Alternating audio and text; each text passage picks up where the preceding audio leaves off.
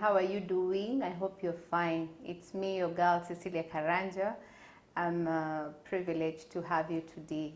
And as I promised you that we shall be going around the fertility clinics that are doing IVF procedures. We've been at Dr. Sarita, we've done Dr. Kandwala, we've done Dr. Ndegwa, and today we are privileged to be at Fertility Point with Dr. Rajesh. Please help me welcome Dr. Rajesh. Karibu sana. Thank you. Karibu. Welcome. Okay, how are you? How have you I'm been? fine. Yes. I'm fine, good. You're good, eh? Yeah. How have you been? How do you find the atmosphere, the weather? The weather is very pleasant. Yes. I mean, there is no extreme of weather. That is the best part of the Nairobi.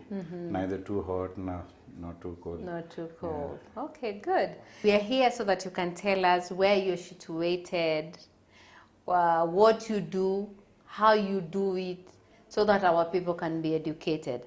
And so that if they want to do the procedure, they can come here. So in a nutshell, who are you? Just introduce yourself. Yes.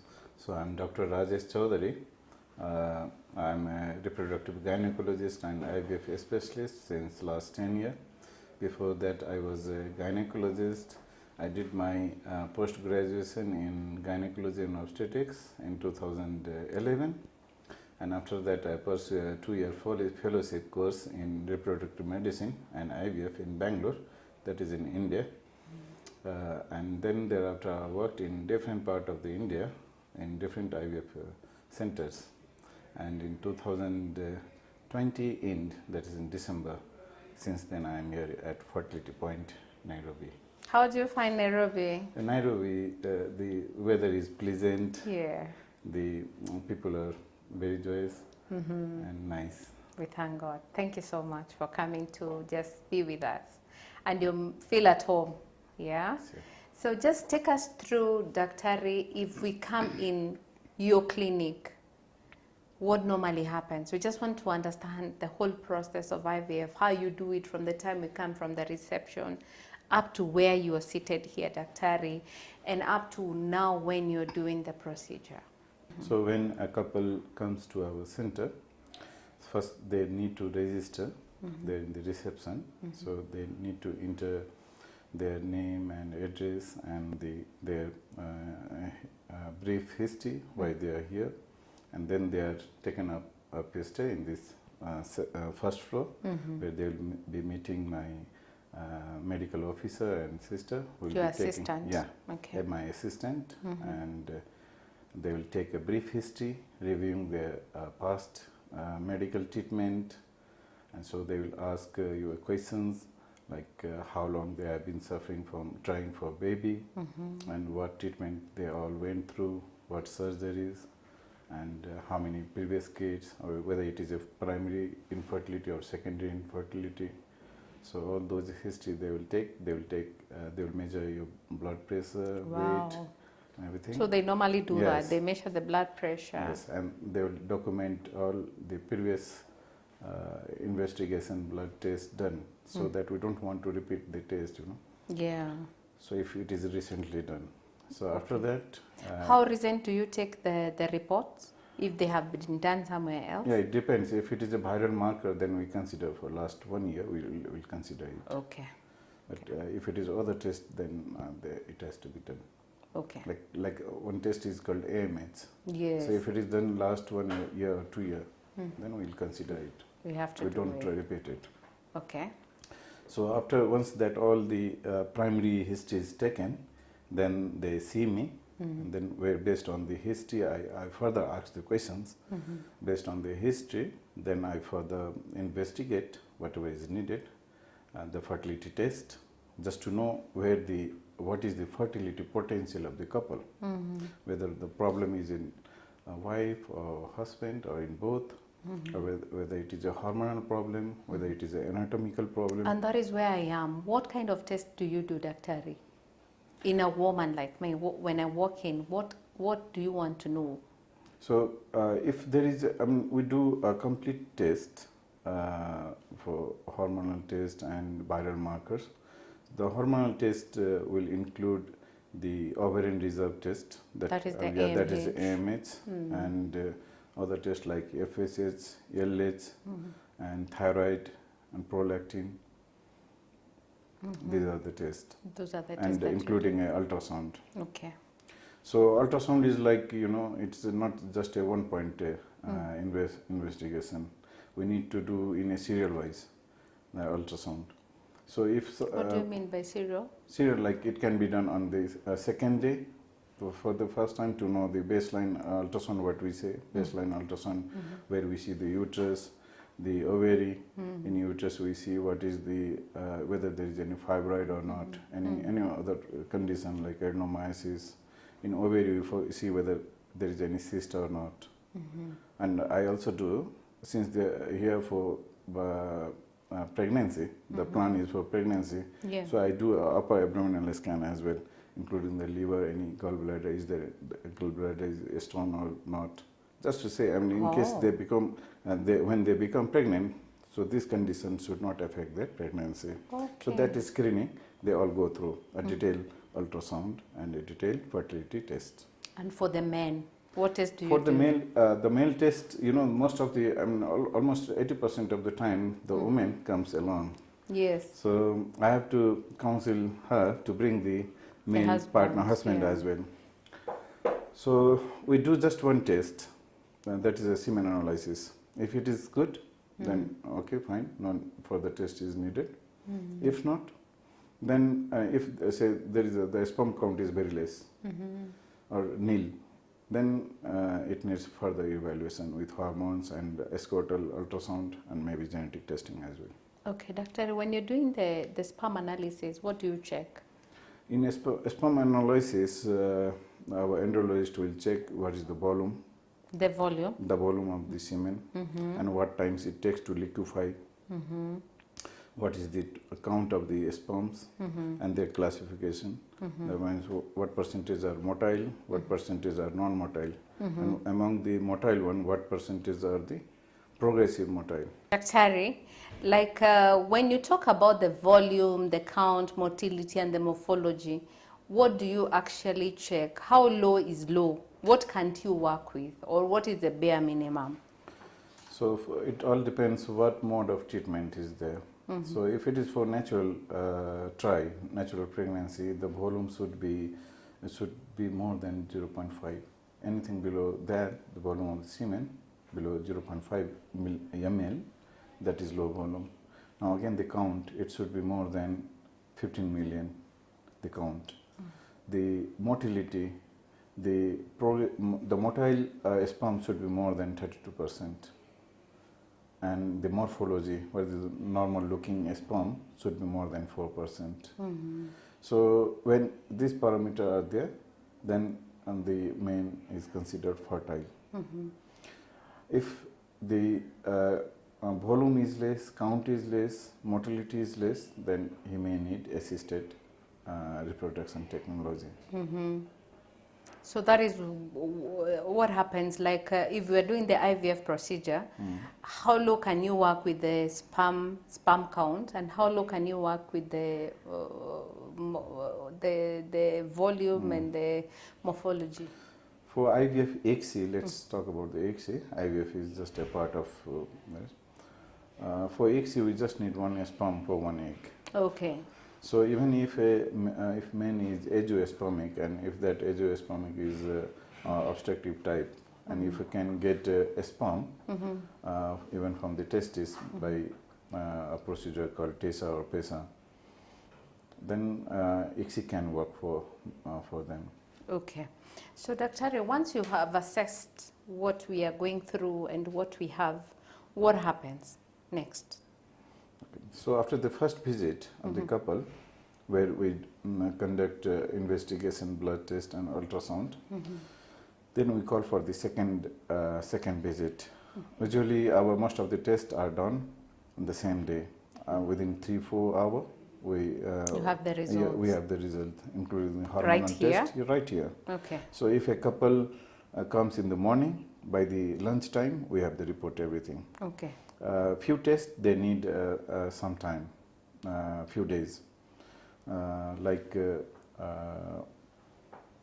for male infertility, if we go for serum inhibin, that is a test, a serum progesterone, that will take 6 or 7 hours. But most of the tests are done within the 3 hours.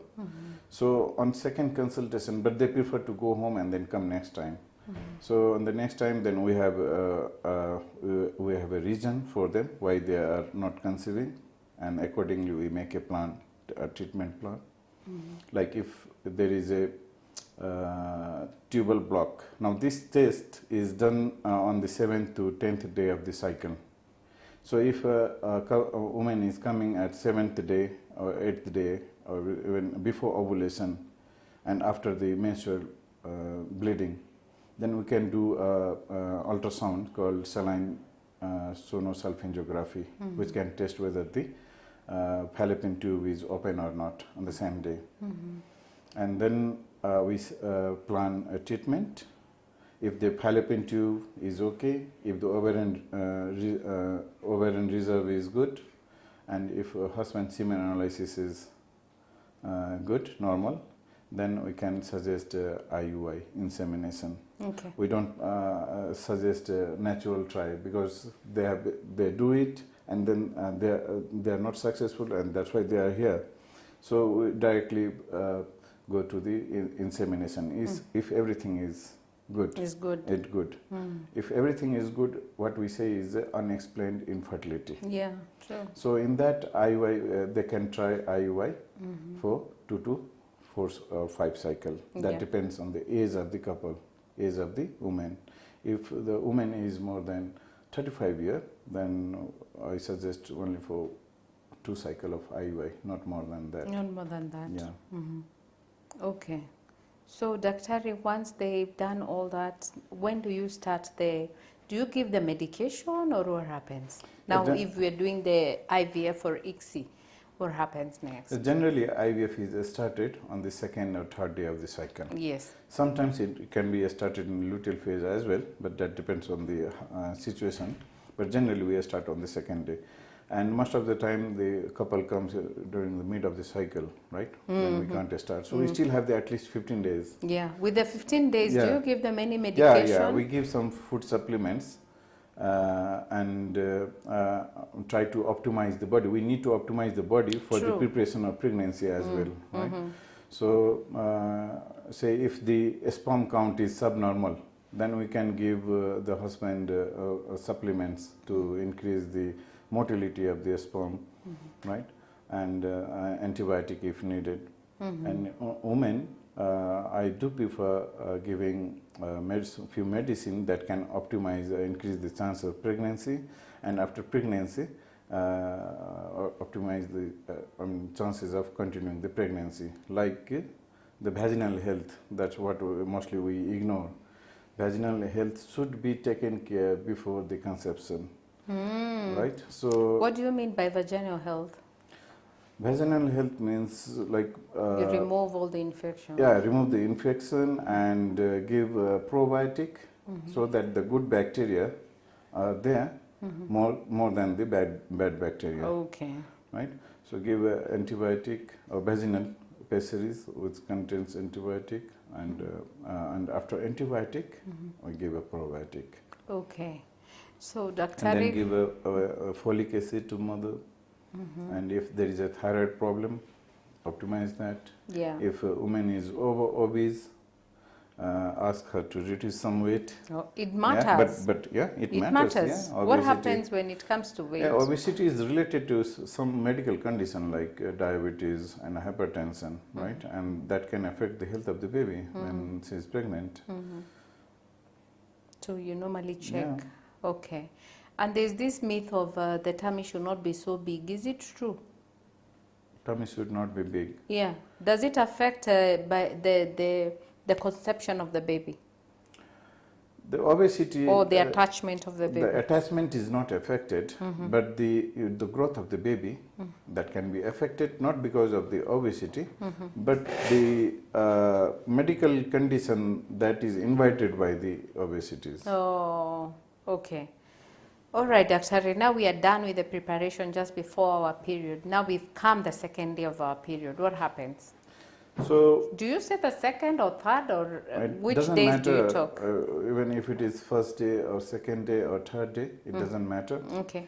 Usually I ask the women menstrual behavior, the cycle length, how long is the bleeding.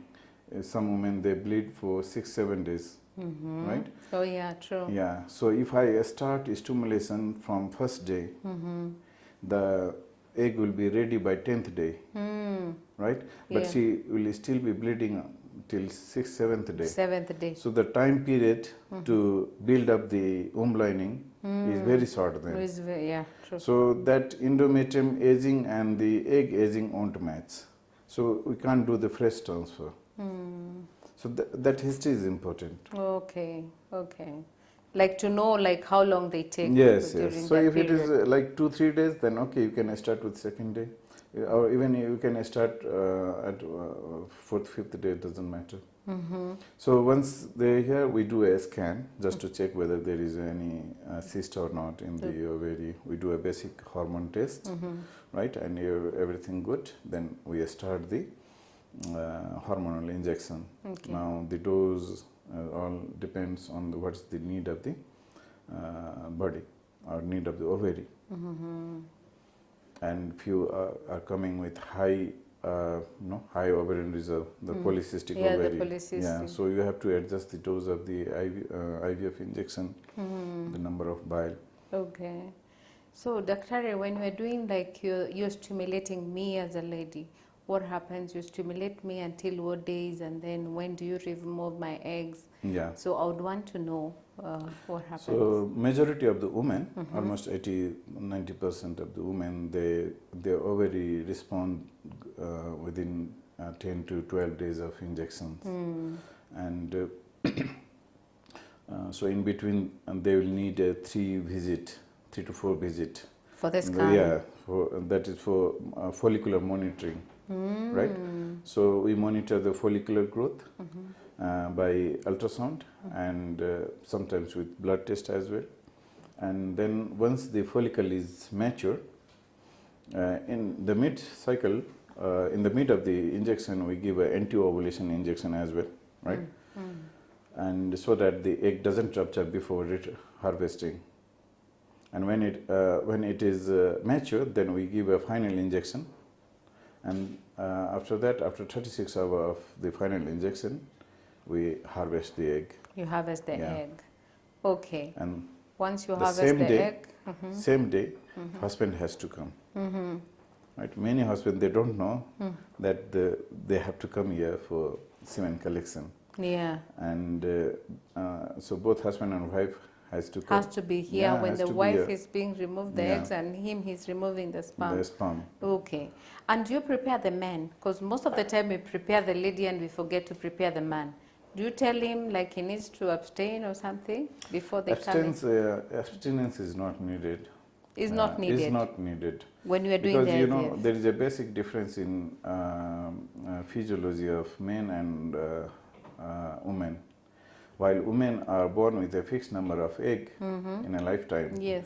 the men they produce a sperm every day, every minute, Yeah. every second, right? So a sperm is produced in testis. It is stored in epididymis, that is a storage site, and during ejaculation, it is the sperm from the epididymis, not the testis, that is ejaculated.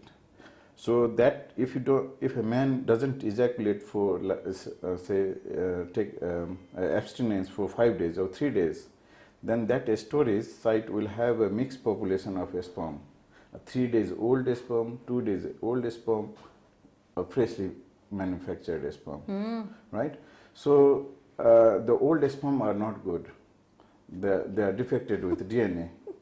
So actually, you're teaching me something. okay. Because we know most of the time we No, are I told. know most of the fertility they center, say they you say need to they keep abstain. the 3 days 3 days, and then abstinence, you but come on the believe me, 4th day. believe me, for Yes. IVF purpose, for Yes. ICSI, we need just one sperm. Yes. And we need healthy sperm, Yes. right? Not the aged one. And for a good embryo to come up, not only just the quality of the egg is important, the quality of sperm also matters. I agree. Right? So I usually advise them to ejaculate in the morning and then come here. And ejaculate again. Yeah. The second time. Yeah, second time. Usually that will have a good quality of sperm. Fresh. You are so different. Thank you.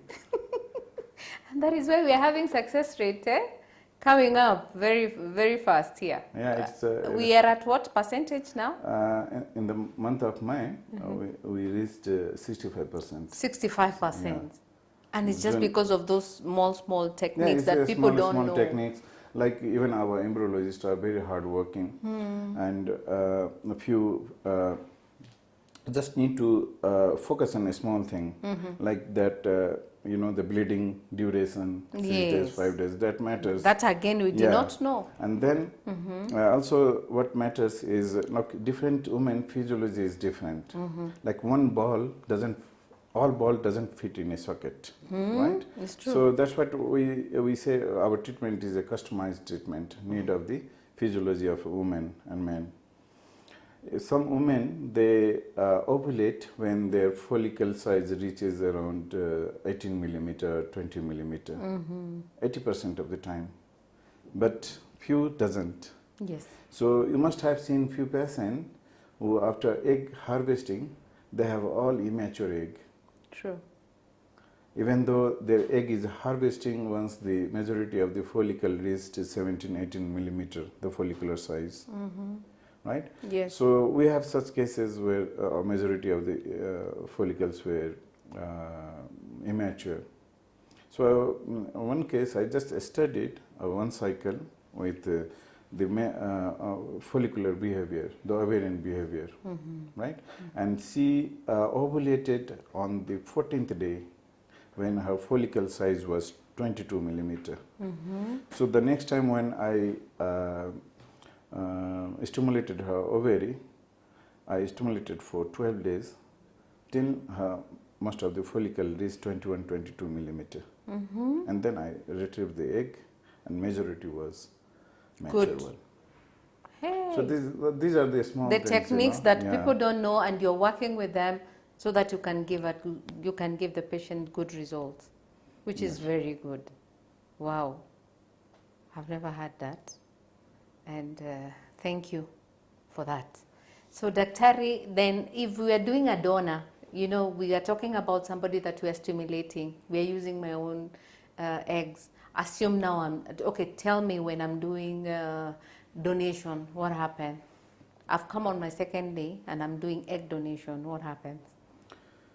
So before taking a decision whether I need a donor egg or not, I need to understand whether I really need a donor or not, right? So either neither a woman who is at 40 or 42, whose egg is supposed to be not good, or not a woman who is at 25, whose ovarian reserve and egg quality is supposed to be good. Neither both of them have a 100% success rate or not have a 0% success rate, right? So if a woman who is at around 40 years, if I retrieve 10 eggs from her, out of 10, 7 or 8 will be genetically bad. But if we compare it with the woman who is at 25 or 30, out of 10 egg we retrieve, 5, 6 will be good, genetically good. So it depends on the how many. Generally, a woman who is at 40, 42, their AMH is low. So even if you stimulate hard, you will get 3, 4 egg. Yeah. But sometimes there are a few wonder women who are having 10, 12, 15 follicles in both ovary. In that condition, if that situation comes, I encourage them to go for their own egg. Their own egg. Yeah, if I get to know if I can retrieve 10 egg, then at least one will be good. At least one will be good. Yeah. But assume now we don't have eggs. Yeah. So if suppose age is at the advanced side, the egg is ovarian reserve is too low, or previous self try with self egg try has failed. So in that condition, woman can choose to go for donor egg. When a decision is made, all the information should be given to her why she needs donor egg. I don't enforce for donor egg. I just give a choice. True. What success, what chances will be there with the donor egg, and what chances will be there with self egg. There are few who can even who are ready to go with 5% chance as well. Of their own eggs. Yeah, their own egg. They really want to dare with their eggs. My job is just to put the information on the desk. Yes, you tell them that the chances are low. Yeah. Just take up the donor. Yeah. But if they insist, you will still go with what they have. I have to respect the feeling. I agree. So if it's okay, I mean, you try once. If that fails, then you can consider the next decision. Yeah, because I think Daktari, I've seen somebody succeeding with one embryo transfer. And they've succeeded. Yeah. So yeah, you don't take chances. If they say they insist, you give. Yeah. Okay. And there's a basic difference. What I feel, I mean, this is not scientifically proven, but the African women, I mean, you know, the fertility potential is a bit extended than Asian. Like the Asian, more than the Asian. Oh, really? That's nice. Like if you compare a woman of 40 years, Asian woman, and for their ovarian reserve is less. Is low. Yeah, but I have seen an African woman here who is at 42 and AMH, and the follicular count on day 2 is still good. Is very good. Yeah. Okay. So Daktari, we've retrieved, and then we've called the husband, we've fertilized the sperm. And also we have retrieved the person who is using the donor. We have to call the partner or the husband to come and remove the same day that you're removing the donor. Is it? Does it go like that? At what point do you remove the semen and the embryo? I mean the egg. Just before the procedure or just after the procedure, the semen can be collected. Okay. Doesn't matter. Immediately after the egg retrieval, it can be collected, but I prefer before the egg retrieval. Before the egg retrieval. Yeah, because once the egg is retrieved, that is done under anesthesia, and the husband has to be there with the wife to take care of her. Yeah. Right. Yeah. So true. He'll be busy with the taking care of wife after retrieval. After the retrieval. So before the retrieval, I generally ask them to give. When you get the sperm, what do you do with it? Once the semen is collected, then it takes another half an hour or 45 minutes for liquefaction, right? It has to get liquefied, and then the semen preparation is started, right? And it takes around 15 minutes to prepare the semen, and once it is centrifuged, then it is kept in an incubator. Right, and that whole process takes around 45 minutes to 1 hour, and then at the same time the egg is already been collected. That egg is pre-incubated in an incubator for another 2-3 hours, and then egg is denuded. The sealing of the egg is removed, the outer covering. You do that for every patient who come here? Yes. That is a lab procedure. Okay. After the egg retrieval, what the embryologist does is this. So the sperm is collected and is being processed. At the same time, after the retrieval of the egg is kept in incubator for 2-3 hours. What we say is the pre-incubation of the egg, right? And then that egg is denuded. Denudation means the outer sealing is removed, right? And that is called? Denudation. Okay.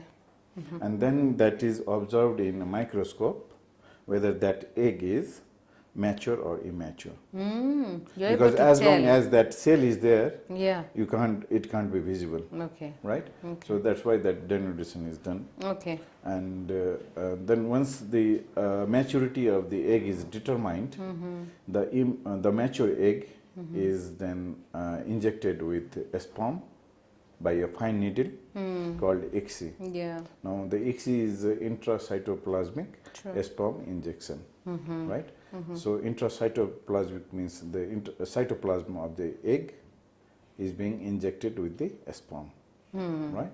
Okay. So once ICSI is done, once that injection is done, then it is again kept into the incubator, and the next day the embryologist check whether it is fertilized or not. Right? Those who are fertilized are again further cultured for next 3 to 4 days, and then again they are assessed how good are they, how good the embryos are, and we grade it at grade A, grade B, grade C, right?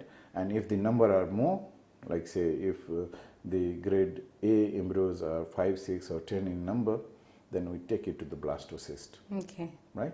Okay. And then at the same time, the blastocyst is ready. Yeah. We check the endometrium, right? Yeah. After the egg retrieval, we put the woman on antibiotic and on some hormones, right? And then on the day of embryo transfer, we check the womb lining, how thick it is, what is the vascularity, Yes. right? And after that, we plan for the embryo transfer. Okay. Okay, Dr. I wanted to understand when you removed, when you fertilize the embryo, the egg with the sperm, it becomes an embryo. What are those things that you do before the transfer? You've told me you can take the egg to day 5. What other things can you do to maybe increase the chances or to do the transfer? Do you do a day 3 transfer, or what else can you do to just make sure that you increase the chances of this person who's receiving, the mother who's receiving, to succeed? Yeah, that's very good questions you have asked. Yes. So that all the success depends on the the quality of the egg, the quality of sperm, as we discussed earlier. Now it depends on the number of eggs as well, right? And so it doesn't mean that when I say number of eggs, it doesn't mean that too many is good, right? Too many is not good. True. Right? 10 donkeys can't win a race. Yeah. But if you get a good quality egg, then that can be a baby, potential baby, right? So generally I target somewhere between 8 to 15 egg. I don't overstimulate the woman. Okay. Just 8 to 15. 8 to if 15. the ovarian reserve is It's good. good. Right? If it is low, then if it is only 1 follicle on day 2 or 2 follicle on day 2, no matter you pump up 6 vial of injection a day, you will get 1 egg at the end, 1 or 2 egg. So I don't give many injection. So even naturally also, when woman is not taking injections, they give 1 egg naturally. So I take advantage of that as well. Okay. So if a woman at 43 years, right, having just 1 or 2 follicle, even if I give 100,000 of worth of injections, at the end I will get 1 egg only, Just 1 or one. 2 egg. Better I just give a clomid or letrozole, and then I get 1 or 2 egg at the end. The same, right? Yeah. So that cost is minimized. True. So on the day when the egg is mature, we do a test, right? And that hormone test. And based on that, we decide whether to freeze all or to go for the fresh transfer. Which hormone test is that one, Doctor? That's called serum estrogen and progesterone. So if estrogen and progesterone is too high, if there is a sign of hyperstimulation, then better to freeze it. To freeze, Even yeah. if there is a chance of implantation, we freeze it for the sake of safety. True. Right? And then we check the endometrium thickness, the vascularity. There is another ultrasound parameter called uterine artery PI. That all we do, right? And it's not just a one or two parameter. It's a multiple parameter, and then we check. And then we put her on progesterone and estrogen after egg pickup, right, for 3 to 5 days. Wow. And according to the development of the egg to embryo, we decide whether to transfer on day 3 or day 5. Now again, on the day of transfer, we check the endometrium and the blood supply to the endometrium. Sometimes after progesterone, there is a fluid collection within the cavity, or the endometrium thins out after progesterone. In that case, we cancel.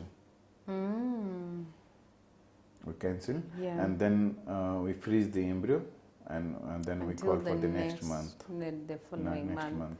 After now, everything is relaxed and all this. Wow, that is good. And once you do that, you transfer the embryo. What do you tell them? Do you give them medication as they go home? How long do they go and wait before they come back for the beta HCG? What happens? So after the embryo transfer, we give them some medicine to support the pregnancy. That what we say is luteal phase support medicine, that mostly contains of estrogen, progesterone in vaginal and injection form, and a few multivitamins, and that's all. Okay. So and when they come, and then we advise them to take not to take a bed rest, right? Not to take bed rest. That's Why? amazing again. Why bed rest is needed? Just because you have invested $500,000 on the procedure. Yes. And what for those women who have conceived naturally and who doesn't know whether she has been conceived and is doing normal work. So what do you tell them? Resume normal activity. They go back to work. They can. Aye, daktari. They can. They can go back to work. Yeah. After how long? Just to avoid the strenuous work. That's all. And the stress. After how long? And they go back. Generally, that day, even if I advise someone, okay, you go back to resume your normal activity, they won't follow it. That's sure. So I give them advice to take a bed rest for a day or two, and then resume their normal work. Okay, but generally, it is not affected. Now, even with the different literature and studies, they don't advise bed rest after embryo transfer. Okay. Because you think logically, those who conceive naturally, they don't know. But and they are working in the farm and everything. This is not natural. That's what I mean. There is a mindset that, okay, this is IVF, this is a very delicate baby. Yeah, and that's why. But physiologically, and this is not needed. And do you tell people not to eat this, eat that? That there's not much food that is needed to avoid. There's no much food. But what do you tell them to avoid during that time of waiting? Maybe the major thing. Yeah, I mean I don't tell them to avoid intercourse, but intercourse can be resumed. But immediately? Not immediately. I mean, it's up to. I mean, it can be resumed, but not hard. I mean, you know. So that's a different thing.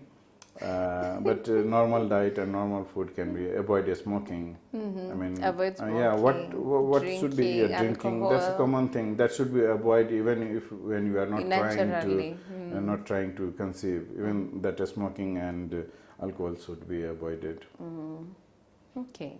So once they've gone and they've waited, they're supposed to wait for how long before they come into the beta? 12 to 14 days. 12 to 14 days. Once they come and we find that they are positive, What happens? Once now the pregnancy test comes positive, then we review the file.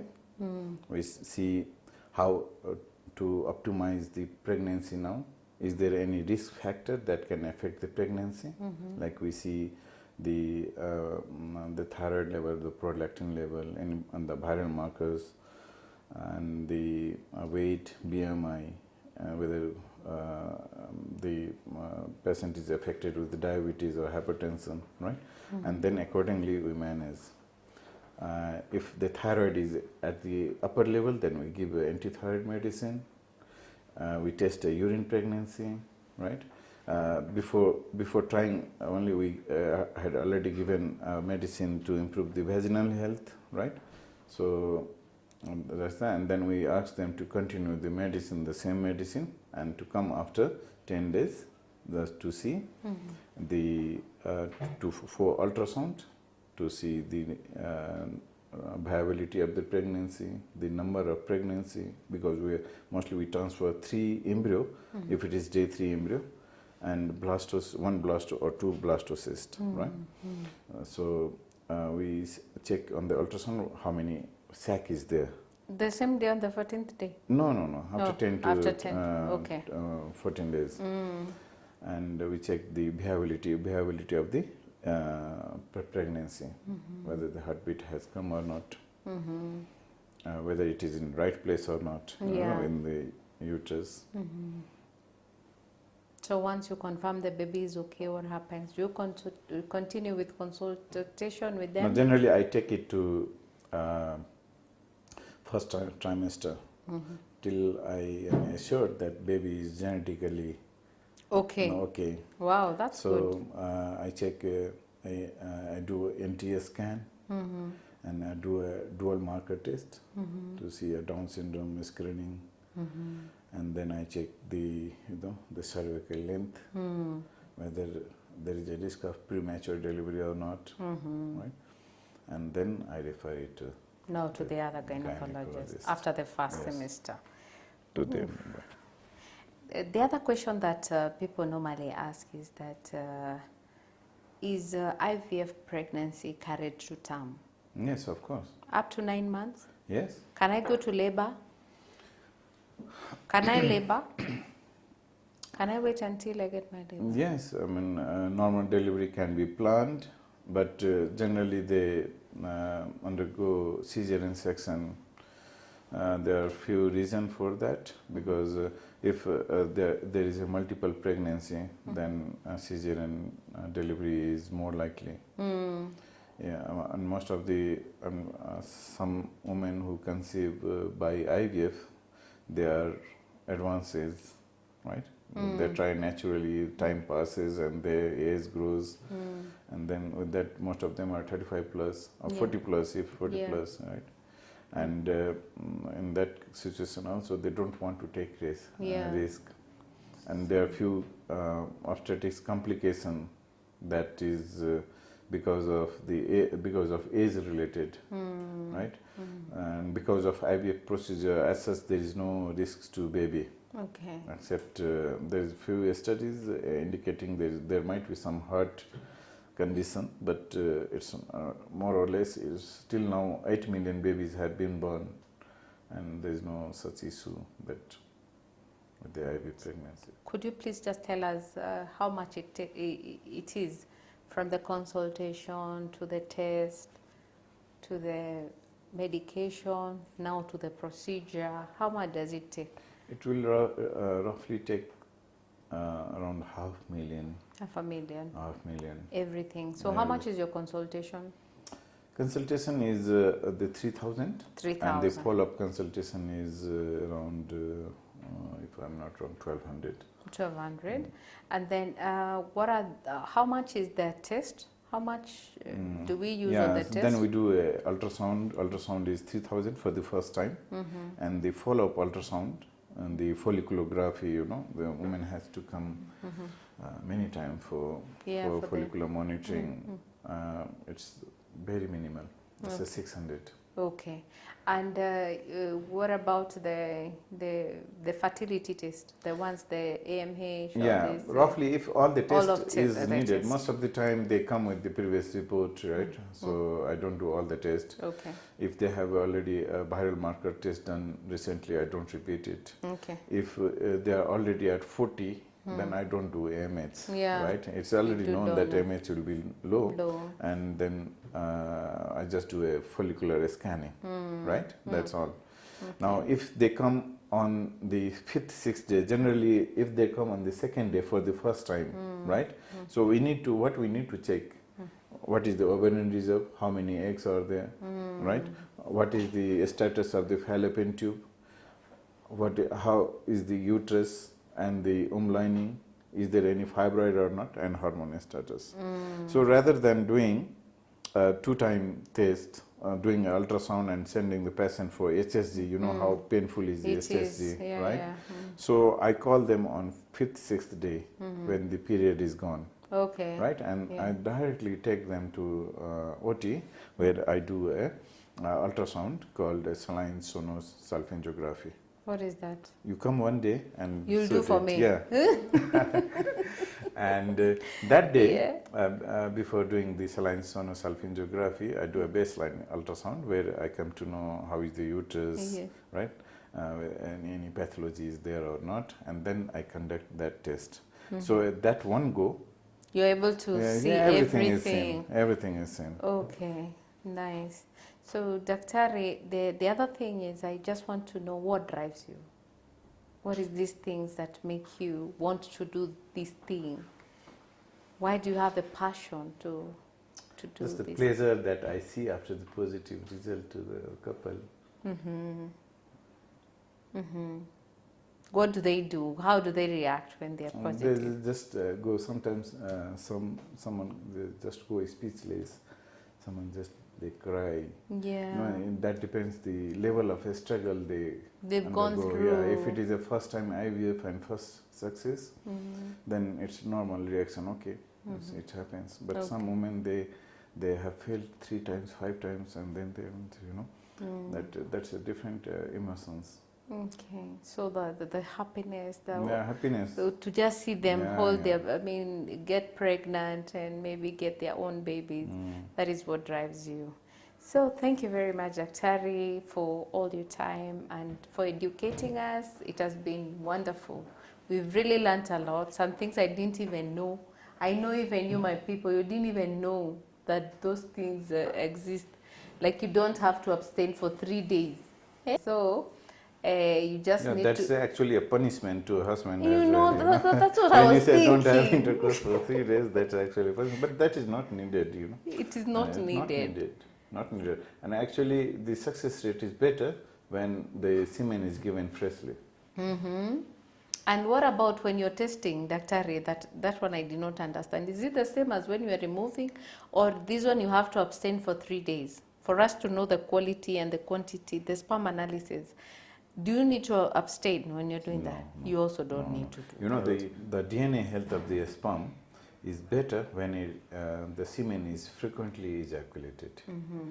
And the health of the prostate gland is also better maintained. In fact, the prostate cancer are seen more among those who doesn't ejaculate frequently.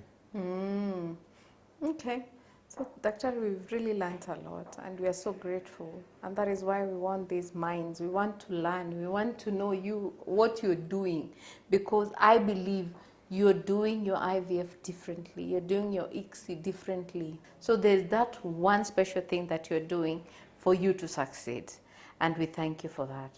So, Daktari, as we come to our end, would you please tell us where you're located? I'm located at Fertility Point. It is in Upper Hill, Hospital Road, 40 Suite, the ground floor. Okay. So and our reception number is 0787 050074. Okay. So repeat that again, Dr. 07 8705 0074. Okay. So for you, my people, any one of you who want to come and visit Fertility Point and see Dr. Rajesh, you've had the number that you need to call. Just feel free to come to Fertility Point, like you've had, it's in Upper Hill. And I don't even think they need to do any booking. They can walk in, is it, they Dr. can walk in, or they can make a call, or they can even text me in my Facebook page. You know, I have my own Facebook page. Just type Dr. Rajesh Chaudhary IVF, you'll get me. And Yes. you can text me there as well. If any difficulties there in getting appointment, Yes. You can always arrange. text you. But I'll prefer Yeah. them calling on this number and walking is okay. And you know, my people, you know the drill. You have to join Fertility Kenya so that you can get offers. When you're a member of Fertility Kenya, you don't pay for consultation to see Daktari. So it's free consultation for all my Fertility Kenya members. And also we have discounts for all the Fertility Kenya members. So you can also join us, Fertility Kenya. You'll get us on our website. So what I'm asking you people is to subscribe. Please share this video. Let's continue educating people. Let's share this video so that people can learn how IVF is done and learn. We are learning for free. So just share this thing so that people can just get this information, and also subscribe. Subscribe, tafadhali. Ring that button of subscription so that we can have many viewers and we can share this information to other people. So until next time, thank you for always being there for us, and may God bless you and keep safe. Bye.